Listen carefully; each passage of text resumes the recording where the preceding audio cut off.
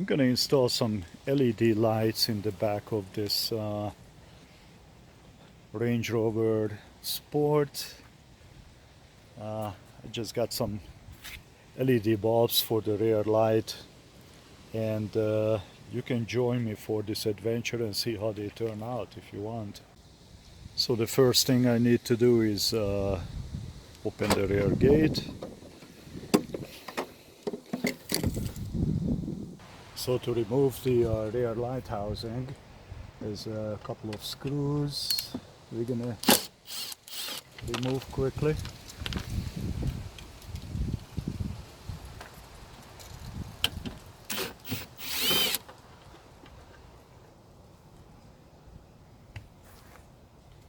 Then what you do is you grasp it and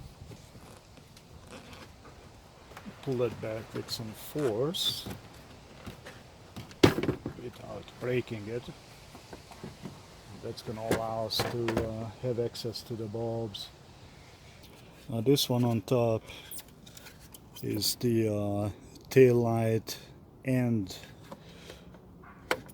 brake light, so it's a double filament bulb, and one way to tell is that it has two contacts on the bottom, and the bayonet mount, one leg is offset from another, so it can be installed only one way. And that one I'm going to replace with this LED bulb, which is configured the same way, two contacts on the bottom, offset. So this one only mounts in one way, and just push it in, turn it a little bit, it locks in place.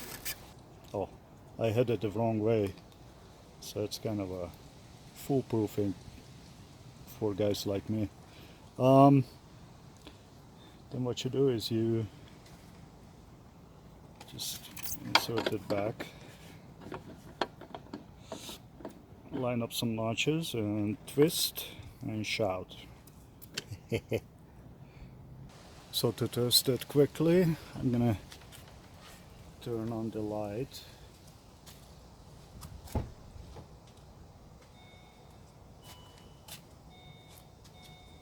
Oh look, it's working.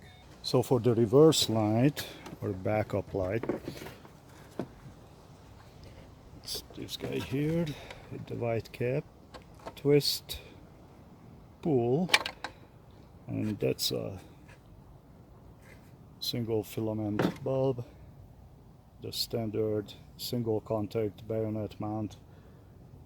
And that one I'm gonna replace with a brighter LED light. This one is rated about 1400 lumens, which is gonna be pretty bright for a backup light. Let's push it in, twist it, make sure it's locked in place.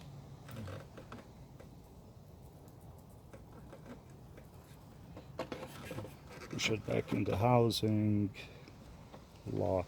Now the turn signal bulb is under the amber lens.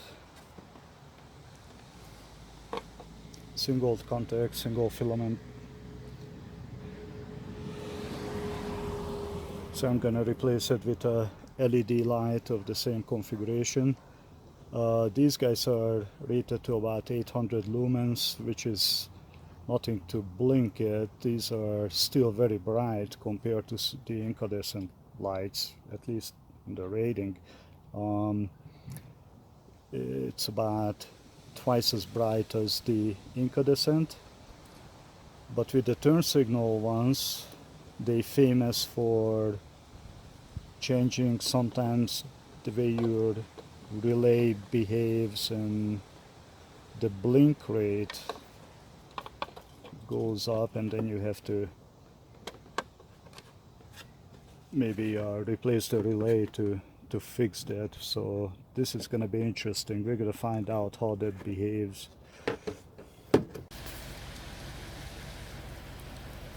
Well, that's interesting because it appears that on the turn signal, the blink rate of the light itself is correct, but the dashboard indicator went hyper on me. And if I switch it over to the incandescent bulb, it's back to normal. So it's working on the outside, but it got a little annoying inside. So I think I'm gonna live with that. I can live with that. It's as long as it's the correct blink rate on the outside. It appears to be. It's working really good actually. Here's a bulb color and brightness comparison side by side. Of course, that's the old incandescent yellowish, and that's the LED with the lower rating. And you can see the brightness difference between the lower rated 800 lumens LED and the 1400. This video really doesn't give it justice, but this this bulb is very bright. Anyway, I thought you might find that interesting. One of the reasons why I like brighter LED lights, even for a turn signal and things like that, is because in direct sunlight, people behind you can see them better, and they also have a lot longer life. So you don't have to worry about for a very long time for those bulbs to burn out. And this one here is on the bottom is actually a believe it or not, it's a fog light, although it has a red lens. And that one I'm gonna also replace with a 800 lumen bulb.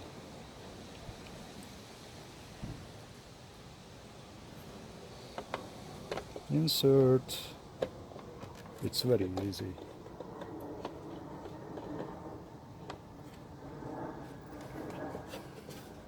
I'm gonna replace the side marker light as these little veggie bulbs. They just pull out. These incandescent bulbs don't care which way they oriented because the multipolarity. This is the LED bulb I'm going to replace it with, and they do have a negative and positive side, but there's no indication in the socket which way they should be oriented. So it's by trial and error. I'm going to plug it in and turn the light on, see if it works. So it didn't work. That was a 50-50 chance. I'm gonna pull it back out, turn it, and press it back in, and now it's working. So that's because of the LED light's polarity. I'll just set it back in, twist to lock it in place, and yeah, now both lights are working. Ah, nice. I like these LED lights. So now that all the bulbs are in place, we can put the housing back in. And there are a couple of little pegs here which meet that little locking pocket there. Just line them up.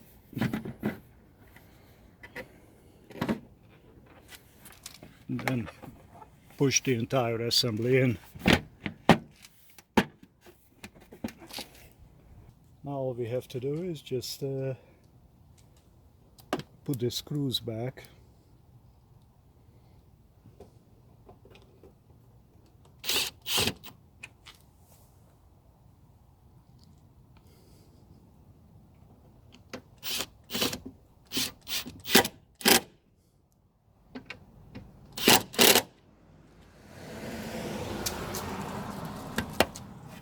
twice.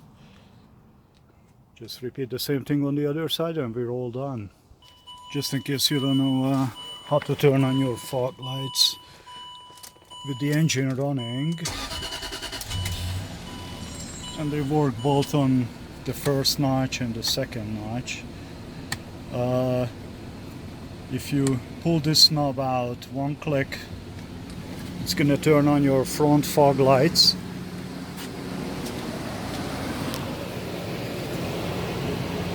And I happen to use amber for fog. And if you pull it out a second notch, then that should turn on the rear fog light, which it did. And there's the regular tail light, fog light.